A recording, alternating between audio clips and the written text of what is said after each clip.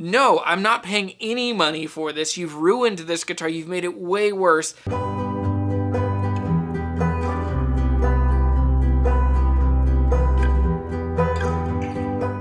Hey everybody, I'm back in Stanton this morning.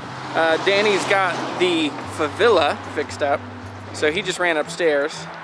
But here it is, and we'll hear what he had to do to it. So it sounds like there was a new nut put on it, and what else did we do? Oh, we fixed the binding. So new nut, new binding. Anyway, all right, Danny will be back out in a second. Go ahead and pop her open and take a look.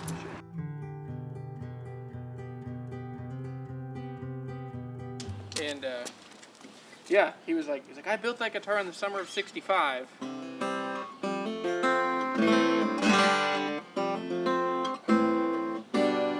Man, that's amazing on this side of it too. Yeah. It's a projector, you know. Did you restring it? No. No, you had, those strings were in great Did I shape. put strings on there? Yeah, you must have. Oh, yeah, I must have restring. Yeah. I would have automatically put strings on it if it needed them, but those That's were funny. just fine. I don't. Too many guitars coming and going. Is that I cleaned out those slots also, Okay, yeah. every one of those strings stuck. Got so it. I cleaned them up a little bit. Ooh. But anyway, yeah, that's how it went back together. I had to. This was more extreme, a lot more extreme than I thought. I couldn't get it to relax back into shape. So I actually had to pull it out. You can see a little bit of a patch right there. So I had to pull it out from the neck and then work all that back because it had shrank up so much. Okay. Ooh, you'd never know. Yeah, you'd never look at it as closely as we're looking at it now. And will that clean out that little white? Oh, that missed that. I'm sorry. Yeah. Oh, absolutely. That's bone dust. That's just for cleaning out the slots. Oh, cool. Yep. Man, that's killer. Great work. Thank you. Yeah, I'm very happy. Cool. Very good. Here's $90. Thank you, sir. Ooh. There you go. Awesome. Yeah, man, it's that was a more intensive job than I expected, Okay. and normal. It's like not enough to like. I'm really disinclined to up a cost on something. You know, it's like unless it's a major difference. Okay. But just as a point of reference, it would probably be a few bucks more for that same job, just because the binding was more intense. Yeah, than sorry it about was. that. Oh, no. It's my job to find that stuff. Yeah. And like I say, it was not that much of a difference. But Okay. it was a little more work. Appreciate it. Good to see you. Yeah, it's good to see you too. Thanks so much, man. Well, I'm very happy. All right. Man, I'll see Have you. a great day. Cool. See you soon. All right, see ya.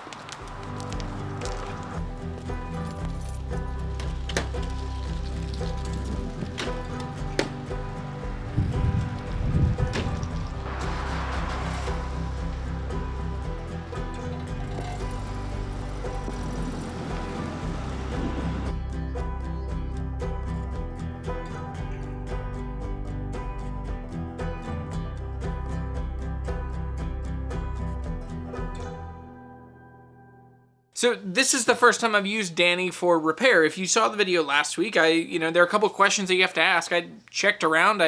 He's done work that I like. I've checked with people that have worked with him. I've checked with people that he worked for.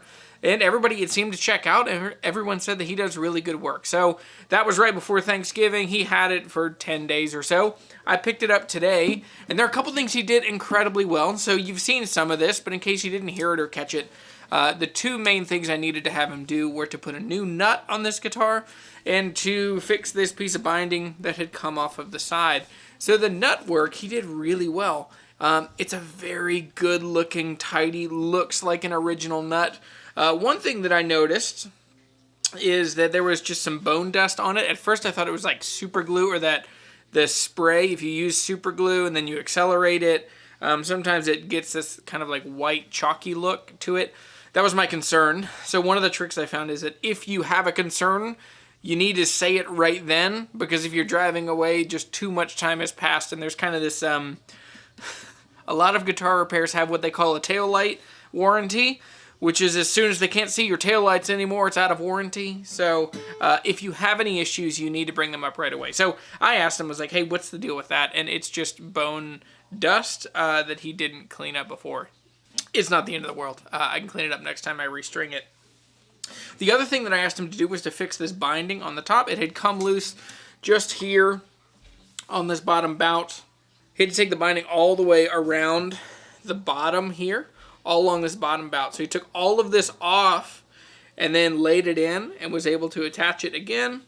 And he added, can't tell if he added a new piece or if it's just such a small, inconsequential difference. But basically, it lies flat. You would never see it. And so this is one of those, like, it's almost to a place where I wouldn't mention it if I sold it again. Because it's such a minor detail. But anyway, it buttoned up great. And so it all came together really well. So the guitar now plays, it does play different. It wouldn't stay in tune that great before, and it was real buzzy. So let's play it, and I want to hear how it sounds. And I do have a story to tell of another time, the whole reason I'm so cautious about using a new guitar person. So let me play it, and then I'll tell you the worst repair story I ever dealt with.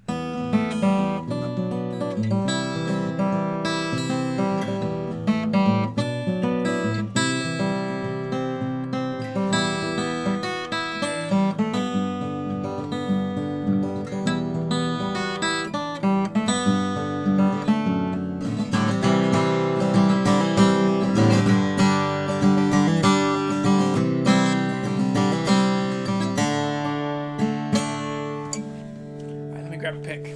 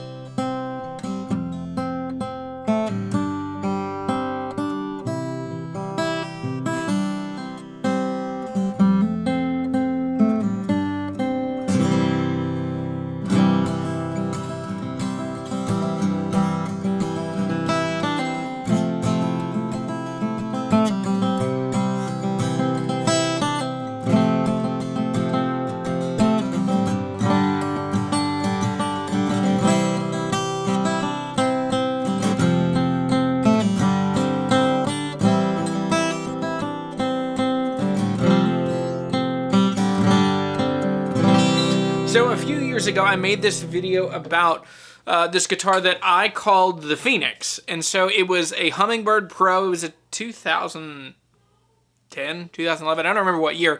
But I got this guitar. It had a horribly, completely broken off headstock. So it came from Guitar Center in Harahan, Louisiana, which is kind of a suburb of New Orleans.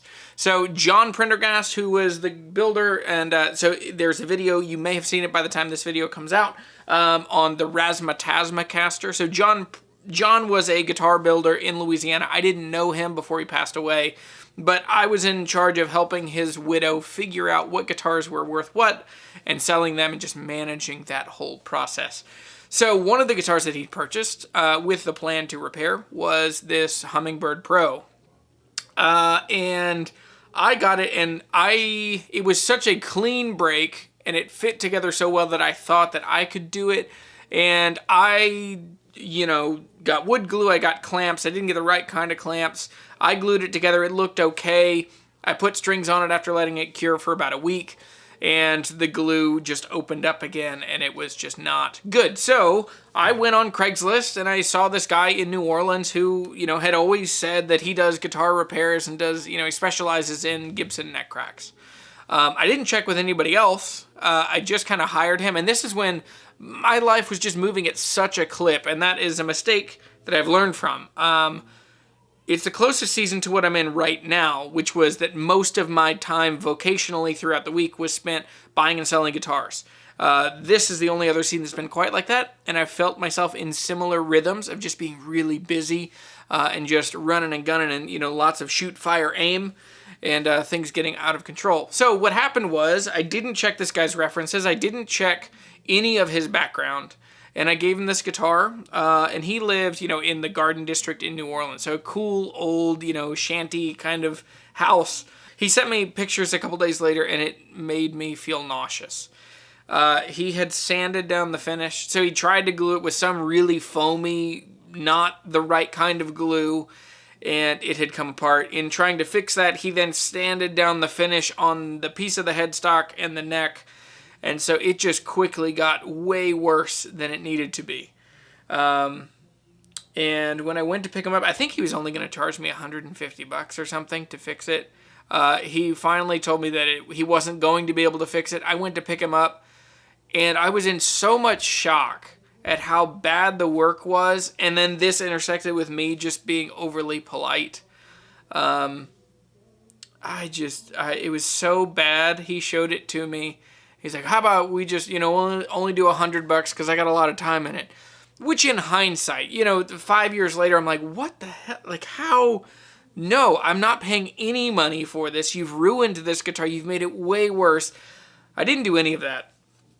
I gave him $100, and I just felt terrible. Now, at the same time, like, the bass in this guitar, I think they only had $300 or $400 in the guitar. So there's still some room on it. That's probably why I was, I guess, okay giving him $100. But anyway, fast forward, gave him $100. It was terrible. It was so much worse than when I dropped it off to him. So that's when I got to know Tim at Tim's Guitars in Baton Rouge. And Tim saved my bacon. So there's a video of all of this. I made this video years ago. Holy cow. Hey, you got a Gibson again, dude. There we go. I made it just a little bit more meaty, like an old vintage one, so you have more wood there in case you want to bounce it again off the floor. So, I know you did. But Tim was such a godsend and so much help in fixing that guitar. So he took it, he fixed it, and it was a little different. It didn't feel like a Gibson, but he was able to turn what was so close to it was a belly flop for me, and he turned it into a swan dive. He really just saved the day on this. So when it comes to getting a repair person, you have to get the right person. And you have to find someone that you trust. So I'm very excited to know Danny with Fret Boss in Stanton. And it dredged up some really terrible and embarrassing memories of when I hired a truly terrible, awful guitar repair person, and I was way too nice, and I gave them $100 for ruining my guitar. Thankfully to Tim and Tim's Guitars, check them out. Tim is a wonderful luthier if you live in South Louisiana. He's a great builder, he's a good friend, and he's just a wizard. He really saved the day on that one. So this guitar is sorted. It is ready to go. No binding issues, no finish issues, no cracks, new nut, good intonation. It's a very cool, super funky 60s, or super folky sounding 60s style guitar. So check it out. It might be for sale at some point. Anyway, I'll see y'all later.